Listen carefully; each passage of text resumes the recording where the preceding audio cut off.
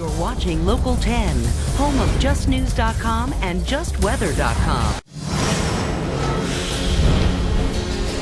Returning now to Vote 2010 and another question on the ballot that will ask voters to give control of the Miami Parking Authority to the city. Miami's mayor says the agency can be run more efficiently, but opponents say it's just a big money grab for the financially strapped city. Local 10's Janine Stanwood breaks it down.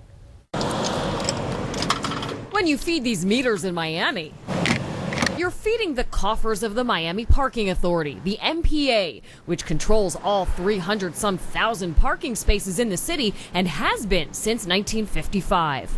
They've been lauded as one of the best parking organizations in the world. Board member Tom Jelke doesn't make a dime at the MPA. No one on the board does, which is independently run and given a budget by the city. When the MPA turns a profit, the city gets a cut, an average of $2 million a year. I've been on the board for 5 years. The city's never complained once about any of our budgetary issues. So why does Mayor Tomas Regalado want a city takeover? Come Election Day, that issue will be on the ballot as a referendum that looks like this. I think there are very large salaries. I think that the MPA is not living to the times that we're living in now. The mayor says he wants to cut costs, and the MPA is ripe for the cutting. Records show its top-paid execs made between $100,000 and $184,000 last year, and that's not including benefits. These are difficult times, and this is not just a takeover. This is not a power grab.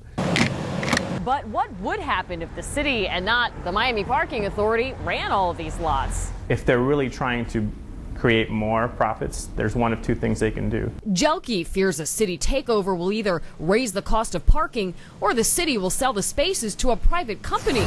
It happened in Chicago, where the city made tons of cash up front but lost control of their own parking spaces. Prices skyrocketed. I mean, it's a mess. There is no plan at all to sell the assets of the city of Miami. Regalado says that won't happen. The fine print on the referendum says it could. I mean, I think the city's shown over years that it's incapable of being financially solvent. We want to know if we can get more money for the city. Next week, voters will decide. In Miami, I'm Janine Stanwood, Local 10 News. For a breakdown of all the amendments and profiles of each candidate on the ballot, log on to our web channel, justnews.com. Look under the Vote 2010 section right at the top of the web page. College football action on a Thursday night and no guts.